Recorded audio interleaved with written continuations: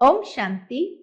आज 13 अगस्त 2026 के बाबा के अनमोल मधुर महावाक्य सुने। आज की मुरली से पहले गीत बजा है, तकदीर जगाकर आई हूं। तो बाबा कहते हैं, बच्चे, तकदीर कैसे जगती है? तकदीर जगती है जब हम पतित पावन बाप को याद कर पावन बनते हैं। बाबा कहते, जब तुम पावन बनते हो तो गृहस्थ व्यवहार में रहते हुए पावन गृहस्थ आश्रम कहा जाता है। इसलिए सतयुग में भी देवी देवताओं के गृहस्थ आश्रम कहते हैं, परंतु जब पतित बनते हैं तो गृहस्थ धर्म कहा जाता है, गृहस्थ आश्रम नहीं कहेंगे। आश्रम पवित्रता की धारणा के आधार से कहा जाता, लेकिन पतित बनने पर गृहस्थ धर्म निभा रहे। तो इसीलिए ये सूक्ष्म बात आज बाबा ने बहुत सुंदर बताई है। दूसरा बाबा कहते हैं कि जब तुम तकदीरवान बनते हो तो तुम्हारी बुद्धि पलटने लगती है। ज्ञान सागर बाप आकर के जो ज्ञान देते हैं, उस ज्ञान को धारण करने से बुद्धि पारस बुद्धि बनने लगती है। तो जिसकी पारस बुद्धि है, ऐसे पारसनाथ पारसनाथिनी का भी यादगार है, उसको तकदीरवान कहेंगे। साथ ही साथ बाबा कहते हैं कि जो तकदीरवान है वो सबको सुख देते हैं। तुम व्यास के बच्चे सच्चे सच्चे सुखदेव हो, तो तुम सबको सुख देना आरंभ करते हो। कभी किसी को मन वचन कर्म से दुख नहीं देते, उसको कहते हैं तकदीरवान बच्चे। ऐसे बाबा ने आज की मुरली में अनेक ऐसी सुंदर निशानियां बताई हैं, जिससे हम स्वयं को भी देख सकते हैं हम कहां तक तकदीरवान बने। तो सुनते हैं आज के बाबा के अनमोल मधुर महावाक्य। ओम शांति।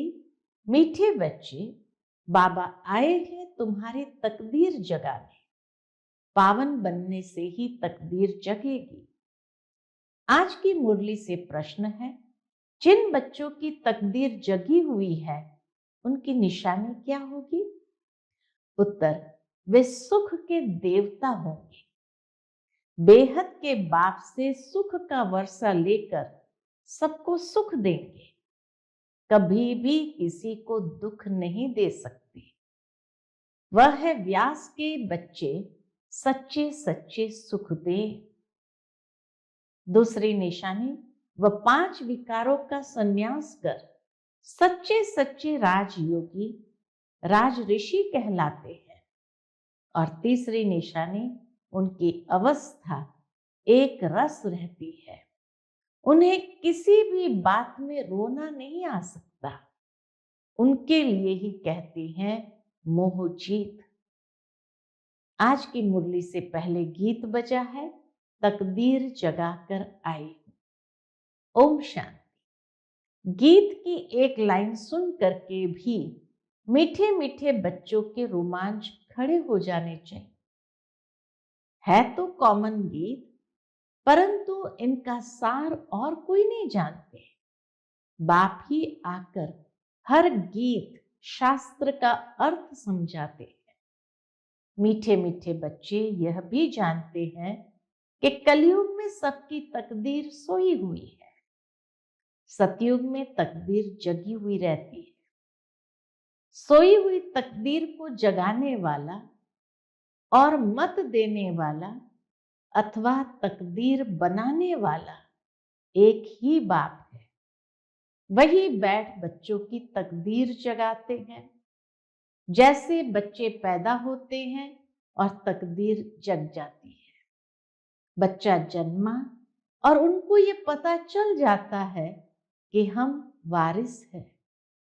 हूबहू ये बेहद की बात है। बच्चे जानते हैं कल्प कल्प हमारी तकदीर जगती है और सो जाती है। कल्प कल्प जगती है फिर सो जाती है। पावन बनते हैं तो तकदीर जगती है। तो पहला आधार तकदीर जगाने का पावन बनना यानी पवित्रता। पावन गृहस्थ आश्रम कहा जाता है। आश्रम अक्षर पवित्र होता है। पवित्र गृहस्थ आश्रम, उनके अगेंस्ट फिर है अपवित्र पति धर्म। आश्रम नहीं कहेंगे। बहुत सूक्ष्म बात यहां बाबा समझाते हैं कि जब पवित्र है तो गृहस्थ आश्रम है, जब पतित है अपवित्र है तो गृहस्थ धर्म कहा जाता है। तो बाबा कहते आश्रम नहीं कहेंगे, गृहस्थ धर्म तो सबका है ही, जानवरों का भी है। बच्चे तो सब पैदा करते हैं, जानवरों को भी कहेंगे गृहस्थ धर्म में है। अब बच्चे जानते हैं हम स्वर्ग में पवित्र गृहस्थ आश्रम में थे, देवी देवता थे, उन्हों की महिमा भी गाते हैं। सर्वगुण संपन्न, 16 कला संपूर्ण। तुम खुद भी गाते थे बाबा के, तुम खुद भी तो गाते थे। अभी समझते हो हम मनुष्य से 100 देवता फिर से बन रहे हैं। देवी देवताओं का धर्म है। फिर ब्रह्मा विष्णु शंकर को भी देवता कहते हैं। ब्रह्मा देवताय नमः, विष्णु देवताय नमः। शिव के लिए कहेंगे शिव परमात्माय नमः। तो फर्क हुआ ना, शिव और शंकर को एक कह नहीं सकते। पत्थर बुद्धि थे, अब पारस बुद्धि बन रहे हैं। देवताओं को तो पत्थर बुद्धि नहीं कहेंगे। बाबा कहते देवताओं को तो पत्थर बुद्धि नहीं कहेंगे। फिर ड्रामा प्लान अनुसार रावण राज्य होने से उन्हों को भी सीढ़ी उतरनी है, देवताओं को भी सीढ़ी उतरनी। पारस बुद्धि से पत्थर बुद्धि बनना है। सबसे बुद्धिमान बनाने वाला तो एक ही बाप है। तुमको पारस बुद्धि बनाते हैं, तुम यहां आते हो पारस बुद्धि बनने। तो पारस बुद्धि माना तकदीर जगी हुई। पारसनाथ के भी मंदिर है, वहां मेला लगता है, परंतु ये किसको भी पता नहीं है पारसनाथ कौन है। वास्तव में पारस बनाने वाला तो बाप ही है। वह है बुद्धिवानों की बुद्धि। यह है तुम बच्चों की बुद्धि के लिए खुराक। बुद्धि कितना पलटती है। ज्ञान है बुद्धि के लिए खुराक, और जिस ज्ञान के माध्यम से हमारी बुद्धि पलटती है तो तकदीर जगती है। जैसे गाया जाता है see no evil, hear no evil, talk no evil. अब बंदरों की तो बात नहीं है, मनुष्य ही जैसे बंदर मिसल बन जाते हैं। एप्स अर्थात वन मानुष की मनुष्य से भेंट की जाती है। वन मानव कहते हैं ना, उसको अंग्रेजी में कहते एप्स। तो वन मानुष की मनुष्य से भेंट की जाती है, इसलिए कहते बंदर हमारे पूर्वज थे। एप्स से हम मनुष्य की बिरादरी आई है। इसको कहा ही जाता है कांटों का जंगल। बाबा कहते वास्तव में हम तो देवताओं की वंशज है, कोई बंदरों की वंशज नहीं है। कितना एक दो को दुख देते रहते हैं। अभी तुम बच्चों की बुद्धि को खुराक मिल रही है। बेहद का बाप खुराक दे रहा है। ये पढ़ाई है, इसको ज्ञान अमृत भी कहते हैं। ये ज्ञान अमृत से ही हमारी तकदीर जगती है, कोई जल आदि नहीं। ज्ञान अमृत कोई जल आदि नहीं। आजकल सब चीजों को अमृत कह देते हैं। गंगा जल को भी अमृत कहते हैं। देवताओं के पैर धोकर पीते हैं, पानी रखते हैं, उनको भी अमृत की अंजलि समझते हैं। अंजलि जो लेते हैं उसको ऐसे नहीं कहेंगे कि ये पतितों को पावन बनाने वाला है। गंगा जल के लिए कहते हैं पतित पावनी है। कहते भी हैं मनुष्य मरे तो गंगा जल मुख में हो। दिखाते हैं अर्जुन ने बाण मारा, फिर अमृत जल पिलाया। तुम बच्चों ने कोई बाण आदि नहीं चलाए। एक गांव है, हाँ, भारत में कहीं एक गांव है जहां बाणों से लड़ाई करते हैं। वहां के राजा को ईश्वर का अवतार मानते हैं। बाप कहते ये सब भक्ति मार्ग के गुरु है। सच्चा सच्चा सदगुरु एक ही है। सर्व का सदगति दाता एक है, जो सबको साथ ले जाते हैं। बाप के सिवाय वापस कोई ले नहीं जा सकता। ब्रह्म में लीन हो जाने की भी बात नहीं। ये नहीं कि ब्रह्म में लीन हो जाना है, ये नाटक बना हुआ है जो चक्र अनादि फिरता ही रहता है। वर्ल्ड की हिस्ट्री ज्योग्राफी कैसे रिपीट होती है ये अभी तुम जानते हो। मनुष्य अर्थात आत्माएं अपने बाप रचता को भी नहीं जानते हैं, जिसको याद भी करते हैं ओ गॉड फादर। हद के बाप को कभी गॉड फादर नहीं कहेंगे। गॉड फादर अक्षर बहुत अदब से यानी इज्जत से कहते हैं।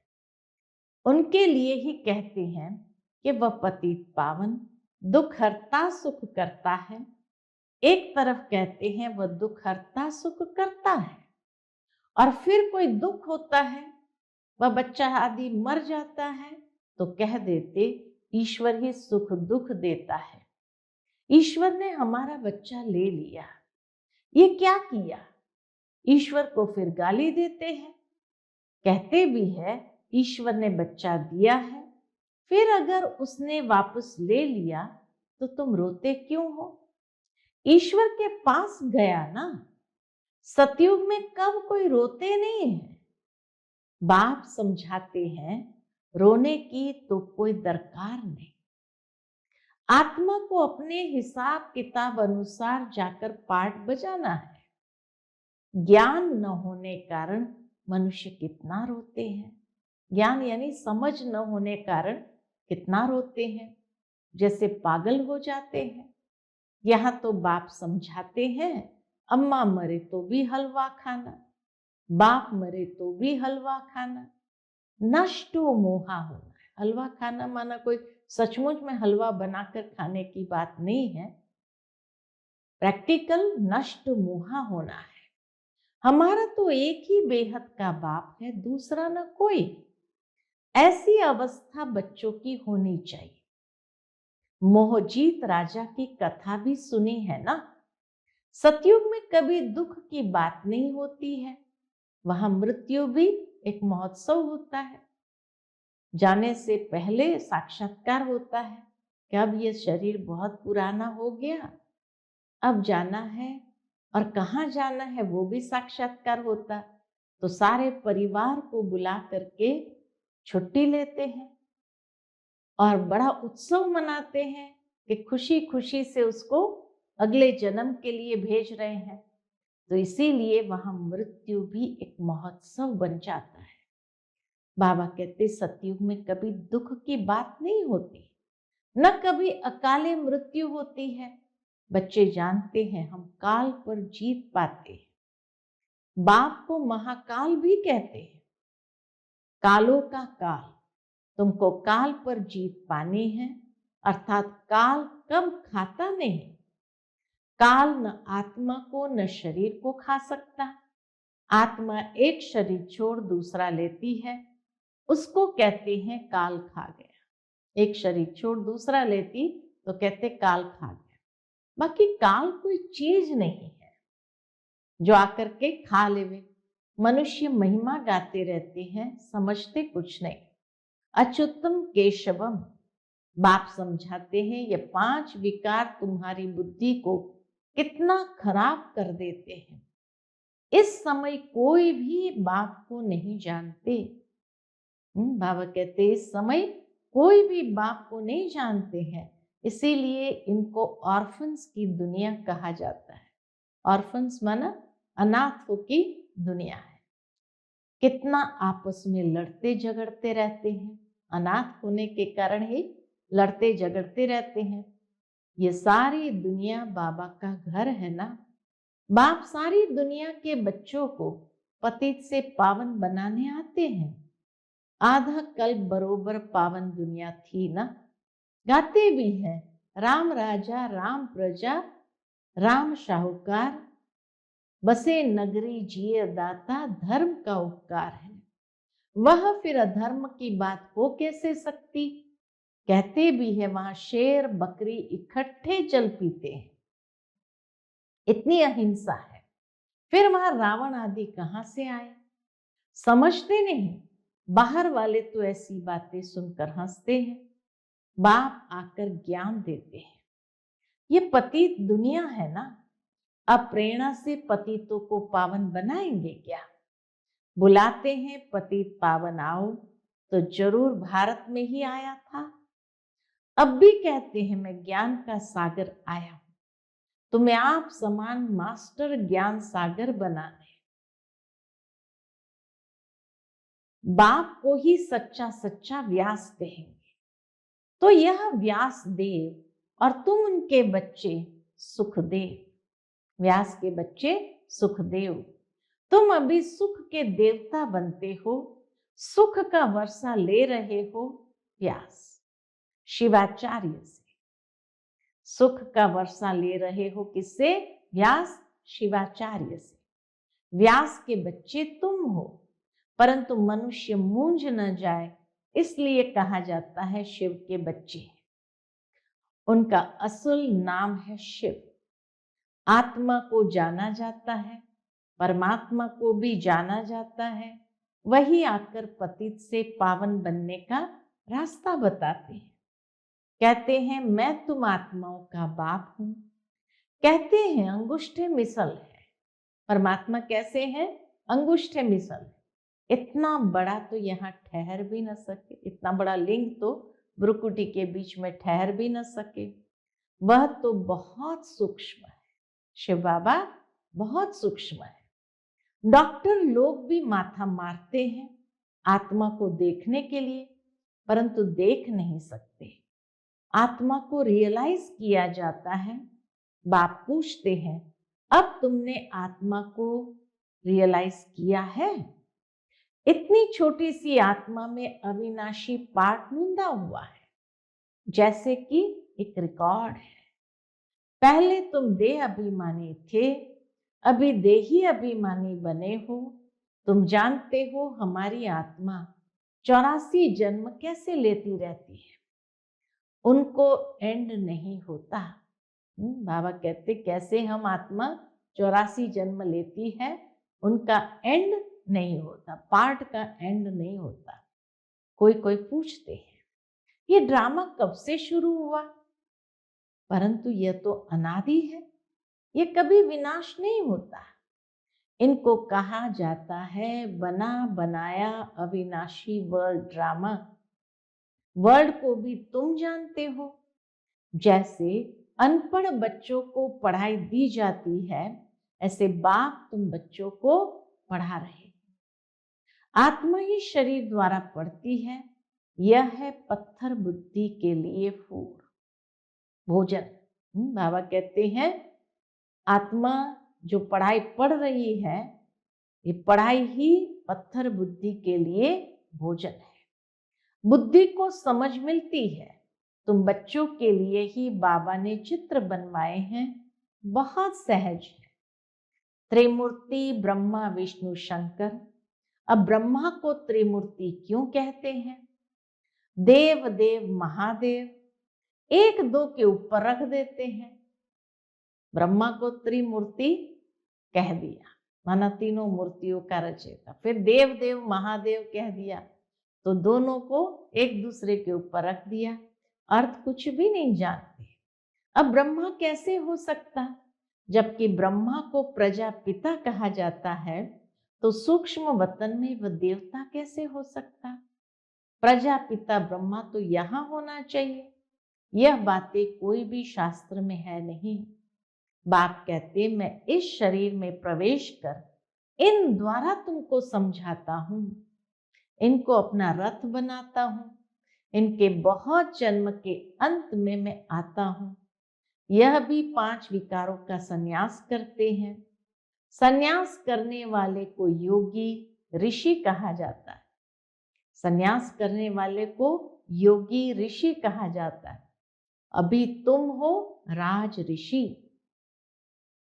तुम प्रतिज्ञा करते हो। वह सन्यासी लोग तो घबराकर छोड़ चले जाते हैं।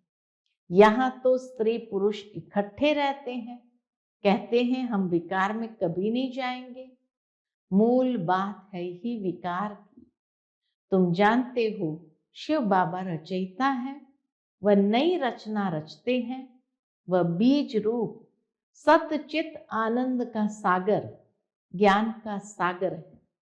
स्थापना पालना विनाश कैसे करते हैं ये बाप ही जानते हैं। इन बातों को मनुष्य तो जानते नहीं। तुम बच्चे अभी इन सब बातों को जानते हो, इसलिए सबको समझा सकते हो। बाबा कहते तुम जानते हो इसीलिए समझा सकते हो। अच्छा, मीठे मीठे सिकिलदे बच्चों प्रति माता पिता बाप दादा का याद प्यार और गुड मॉर्निंग। रूहानी बाप की रूहानी बच्चों को नमस्ते। हम सभी रूहानी बच्चों की रूहानी माता पिता बाप दादा को याद प्यार, गुड मॉर्निंग और नमस्ते नमस्ते। शुक्रिया बाबा, शुक्रिया। आज की मुरली से धारणा के लिए मुख्य सार है। पहली पॉइंट, हर एक आत्मा का हिसाब किताब अपना अपना है, इसलिए कोई शरीर छोड़ते हैं तो रोना नहीं है। पूरा नष्टो मोहा बनना है। बुद्धि में रहे हमारा तो एक बेहद का बाप, दूसरा न कोई। दूसरी पॉइंट, 5 विकार जो बुद्धि को खराब करते हैं उनका त्याग करना है। सुख का देवता बन सबको सुख देना है, किसी को भी दुख नहीं देना है। आज का बाप दादा का मधुर वरदान हम बच्चों के प्रति है। सदा मर्यादाओं की लकीर के अंदर रहने की केयर करने वाले मर्यादा पुरुषोत्तम भव। सदा मर्यादाओं की लकीर के अंदर रहने की केयर करने वाले मर्यादा पुरुषोत्तम भव। केयर करना माना संभाल करना। तो मर्यादा की लकीर के अंदर रहने की, स्वयं की संभाल करने वाले मर्यादा पुरुषोत्तम भव। जो बच्चे अपने आप को एक ही बाप अर्थात राम की सच्ची सीता समझकर सदा मर्यादाओं की लकीर के अंदर रहते हैं, अर्थात ये केयर करते हैं, ये संभाल करते हैं, वह केयरफुल सो चीयरफुल। जो संभाल करते हैं वही सदा हर्षित रह सकता है। तो वह केयरफुल सो चीयरफुल स्वतः रहते हैं। तो सवेरे से रात तक के लिए जो भी मर्यादाएं मिली हुई है उनकी स्पष्ट नॉलेज बुद्धि में रख स्वयं को सच्ची सीता समझकर मर्यादाओं की लकीर के अंदर रहो, तब कहेंगे मर्यादा पुरुषोत्तम। मर्यादा की लकीर के अंदर रहेंगे तब कहेंगे मर्यादा पुरुषोत्तम। आज का स्लोगन है, सेवा की अति में नहीं जाओ, सेवा और स्व पुरुषार्थ का बैलेंस रखो। सेवा की अति में नहीं जाओ, सेवा और स्व पुरुषार्थ का बैलेंस रखो। फिर मातेश्वरी जी के अनमोल महावाक्य है। टाइटल है अखंड ज्योति तत्व साइलेंस लॉज और साकारी दुनिया प्लेग्राउंड है। अखंड ज्योति महतत्व वह है साइलेंस लॉज और साकारी दुनिया यह है प्लेग्राउंड। आत्माओं का निवास स्थान है अखंड ज्योति महतत्व, जहां इस शरीर के पाठ से मुक्त है, अर्थात दुख सुख से न्यारी अवस्था में है, जिसको साइलेंस लॉज भी कहते हैं। लॉज होती है होटल, तो साइलेंस की जगह स्थान जिसको साइलेंस लॉज भी कहते हैं, और आत्माओं का शरीर सहित पाठ बजाने का स्थान उसको प्लेग्राउंड कहते हैं, खेल का मैदान कहते हैं। तो बाबा कहते हैं शरीर सहित पाठ बजाने का स्थान प्लेग्राउंड यानी खेल का मैदान, ये साकारी दुनिया है। तो मुख्य दो दुनिया है, एक है निराकारी दुनिया, दूसरी है साकारी दुनिया। दुनिया वाले तो सिर्फ कहने मात्र कहते हैं कि परमात्मा रचता, पालना करता है, संहार करता है, खिलाता है, मारता है, जलवाता भी वही है, तो दुख सुख देने वाला भी वही है। जब कोई को दुख आता है तो कहते हे प्रभु तेरा भाना मीठा लागे। अब यह है अयथार्थ ज्ञान। एक तरफ कहा दुख सुख वही देता है, अगर दुख सुख वही देता तो कौन उसको याद करेगा, लेकिन जब भी दुख आता है तो याद उसको ही करते हैं कि हे प्रभु तेरा भाना मीठा लागे।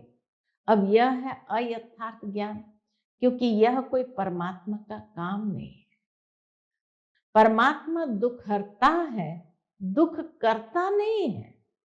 जन्म लेना, जन्म छोड़ना, सुख दुख भोगना हर एक मनुष्य आत्मा के संस्कार है। शारीरिक जन्म देने वाला माता पिता है, वह भी कर्म बंधन अनुसार बाप बेटे के संबंध में आता है। इसी रीति आत्माओं का पिता फिर परमात्मा बाप है। वो कैसे बेहद रचना की स्थापना पालना करता है, कैसे वो अपने तीन रूप ब्रह्मा विष्णु शंकर का रचयिता है, फिर इन आकारी रूपों द्वारा दैवी सृष्टि की स्थापना, आसुरी दुनिया का विनाश और फिर दैवी दुनिया की पालना करवाता है। परमात्मा के ये तीन काम बेहद के हैं, बाकी यह दुख सुख जन्म मरण कर्म अनुसार होता है। परमात्मा तो है ही सुखदाता, वो कोई अपने बच्चों को दुख नहीं देता है। अच्छा, ओम शांति। आज का व्यक्त इशारा है अपवित्रता के बीज को भी समाप्त कर संपूर्ण स्वच्छ पवित्र बनो। संपूर्ण पवित्रता अर्थात मनसा में भी किसी एक विकार का अंश भी न हो। ज्ञान गुण और सर्व शक्तियों की प्राप्ति में सदा संपन्न, सर्व प्राप्तियों के लाइट का क्राउन स्पष्ट दिखाई दे। स्वयं को सदा लाइट आत्मिक रूप में अनुभव करे, कर्म में भी अपने को लाइट हल्का महसूस करे, कर्म में भी अपने को हल्का महसूस करे। अच्छा, ओम शांति।